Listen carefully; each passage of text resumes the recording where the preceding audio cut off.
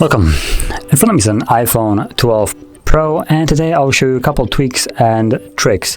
Now, I'll right off mention that I will include at the very end. Last trick will be picture-in-picture option for YouTube to work way better than it does right now, and probably it will be a half of the video that I will make. Probably it would also deserve a standalone one, but I'm just gonna drop it right here. So if you're interested in just a picture-in-picture, just probably skip to like half of the video. And starting off, I'm going to begin with like fairly simple ones, things like the True Tone. So obviously, if you're not a fan of the True Tone, you can simply disable it to the settings. So let's open the settings right here and go under the display and brightness, and you'll find True Tone. Now obviously, if you disable it, the display becomes way bluer. Now on the camera it will look better, but in reality, for me at least, I feel like the True Tone is better in person, even though when you enable it, it has a drastic difference between the two. So moving on to the next one, as you can also find it in the display and brightness, it's going to be the dark mode. Now I have chosen throughout the setup to be in a light mode, but if you went through the setup, which you most likely did, you also had the choice for dark mode. Now obviously on here we have a OLED display, so pixels here are self-lit, meaning that any truly black background like the ones in between will be just completely turned off. The pixels aren't even lighting up, and apart from it looking sometimes more pleasing to the eye, especially during at night, it will also save a tiny bit of the battery because, like I said, those pixels are self-lit and right now they don't need to light anything. So just a heads up. Now personally I prefer a light mode, so that's kind of what I'm gonna go with, but if you want you can choose either one of them, or also set up automatic, which will turn on and off automatically based on the time of day, which probably would be the best option. Now moving on to the next one, it's going to be the home screen apps. So we can simply go to home screen, which is right over here. And what this refers to is kind of like an app drawer on Android, but not really. So you have just an option right here to add apps to home screen or add them to the library. And you can basically, when you install new apps, you can choose where the apps will show up. So if you like the clean aesthetic of, for instance, your home screen, just having a couple apps and that's about it, then you can set it to be in the library. And the library is basically the last page right here, divided into categories, which you can then tap on to expand it and have apps specifically from this category.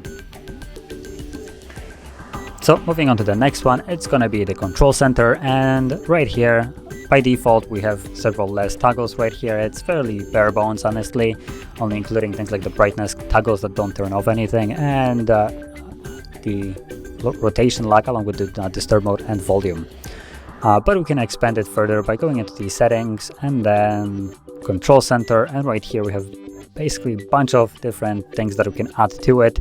As you can see, there's a plethora of it, even the dark mode toggle, which is kind of weird because we can still access the dark mode by holding the brightness, and as you can see it's right over here. But you have a bunch of other things like a QR reader, wallet, voice memos, and stuff like that. Now, the more apps you install, the more shortcuts here you will find. For me, I barely have anything installed, so that's why it is fairly short right here. But you can add them on by simply just tapping on a plus button, and as you can see, it just expands and adds more. So moving on to the next one, and this is going to be probably not for everybody, but it's the emergency SOS. And what will allow you to do is hold power key and either volume keys, either one of them works. Give me phone right over here to basically send a call or just call for help. And in here you can set it up. So call with side buttons, yep, and set up emergency contact and health. So you would have to set up your health application to actually have a contact to actually contact with, or that the device contacts from the health app, and it will then just kind of, you can either hold it and it will then contact that person automatically. Now it also has the ability, if you have something like Apple Watch, to work with Apple Watch, and also the Health app to do it automatically, so you don't even need to hold anything. But I don't have it, so I'm not going to really go into it. So next thing I'm going to go into is the exposure notification. Now this is strictly for the current times. And again, let's go back to the main settings page and then miss the button. So there we go, exposure notifications. As you can see, it basically will give you notifications about the nice epidemic right here, C19, there we go. And now it says that it doesn't really share anything. I'm not exactly sure how it works. I believe it's just gonna use location to and also the kind of outbreaks and whatever, to tell you if you have been near it and if you had a possibility of being infected or something like this. But this is all theoretical. It doesn't really explain it much, and I didn't really feel like going into the how exposure notification works, because I expect it to be a fairly lengthy explanation. Now moving on to the next one, and this is going to be the background app refresh. So this is strictly for the refreshing of the apps in the background when they're kind of like in, well, I would say in this state like the setting is right now. So to get it, or to set up application refreshes, all you need to do is go into the settings, then general, and you should find it somewhere in here, background app refresh, and by default they will be all enabled. So they will all be refreshing in the background, but not every app needs to be refreshed in the background when it's turned on, and those that don't need to, you can simply disable it. So books, I don't really know why would books need to be refreshed in the background, so you can simply disable it. Voice memo, I'm not really sure about that one, honestly. YouTube obviously doesn't work in the background really, so you could probably just disable that one. So yeah, that will save a little bit of performance from your device and the need to actually refresh the app. So it will also save a tiny bit of the battery because of it. So any app that won't be refreshed, meaning it won't need to connect to internet and won't need to waste the device's time and resource to actually do nothing. So just a little heads up there. And now going on to the last and probably the most complicated option that I wanted to show, that, like I said, probably deserves its own video. It's going to be the picture-in-picture. Now, by default, you can find it in the settings. I believe it was under the general, but it works like crap. And honestly, I don't really know why would they advertise something that basically doesn't work, to be honest. I tried to get it to work and I just couldn't, considering it should work with video players, but YouTube obviously is a video player, but it doesn't work. So I assume it's specifically designed to work with our Apple media players and stuff like that, but we're not going to be using it like that. We're going to be using it straight up with YouTube, like YouTube doesn't want you to.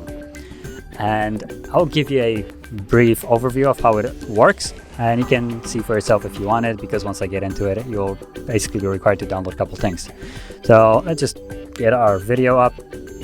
Now, it is not as convenient as the normal picture-in-picture would have been, but the fact that you can do something like this, so you basically open up a video, and to go into picture-in-picture, share, you'll go to share, then more, and you will find the YouTube picture-in-picture. Tap on it, give it a second, and from there you can swipe up, and there it is.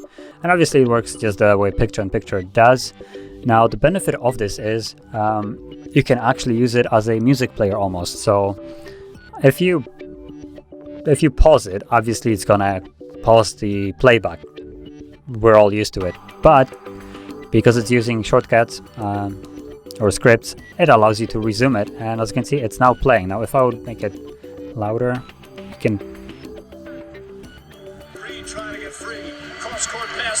you can obviously hear it now. And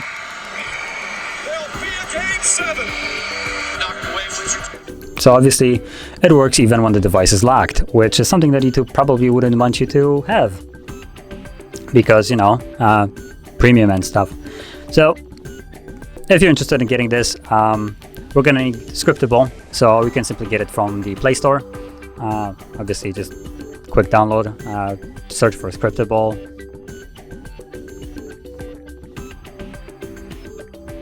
think that's how it's written. Up there it is, scriptable. Now, as you can see, obviously I already have it, but all you need to do is just download it. And from there, we'll also need to set up shortcuts. As you can see, this is pre-installed, so you don't really need to do anything with it. And I already have the YouTube installed on here, that's why I was able to show it. But once you open up shortcuts, you want to go to gallery and start off by just adding any kind of shortcut right here. Once you add it, go back to, not here. So you tap on it and then add shortcut. And from there, once you add it, go to the first tab right here, so my shortcuts, and basically tap on it to run it. We do it so we can actually enable unknown sources in the settings. Without it, this won't really work. It's kind of weird, I know, but it just has to be done like that. So once you enable that shortcut or run it, from there, go to the settings, scroll all the way down to shortcuts, and make sure that the allow unauthorized shortcuts, or unauthorized untrusted shortcuts is enabled, and from there, simply leave it. And now, next thing, what we want to do is search for the YouTube pip. Now, I did search for YouTube pip v3, and it takes me to the creator of this on Reddit. So I'm just gonna continue on YouTube. So this is from the creator of it. So if you're wondering about the name, the creator's name here is going to be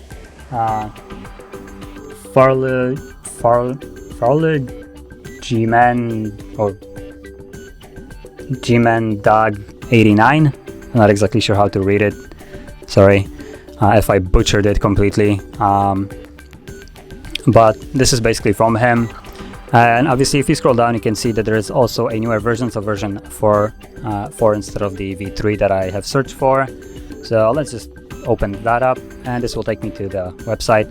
From here, all you do is just tap on Get Shortcut. This will open up shortcuts. And from here, scroll down all the way and just add untrusted shortcut. Now for me, as you can see, it gives me that I have an option to replace it or keep both. I'm gonna tap on cancel. For you, it should just add a shortcut, or if you have anything kind of prompt, just confirm it. You should not see a keep both or replace. That is only because I already have it. And from there, once you have added it, there is also one thing that you need to do, assuming it won't work right off the get-go. So once you have added it, you can check if it works or not by going into YouTube and then tapping share, more, and from here you should see it right here. Now I would only have like 4 of them. I moved it on the top so it's easier to find, but you should see it somewhere right here, the YouTube pip. If you do not, which is very probable, you will need to go into the shortcuts app, tap on the 3 dots on the YouTube pip, and from here at the bottom, which let me see if I can show it off, but there is something to grant access to it, which I cannot seem to actually now find because I already granted it. But there will be an option to just allow access to something. I don't exactly remember what it was. Once you do that, simply reboot your device, so turn it off and then back on, and from there it should work.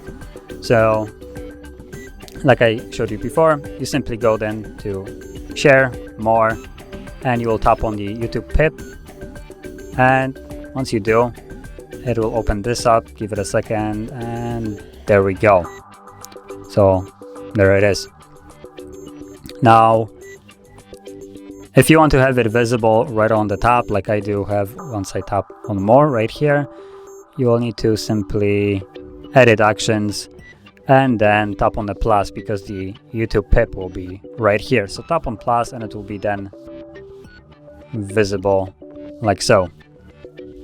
And that's about it. From here you can use pip whenever you want, and as you've seen, it works even when the device is locked, which is something that Android cannot do even. But this will conclude my tweaks and tricks, and if you found them helpful, don't forget to hit like, subscribe, and thanks for watching.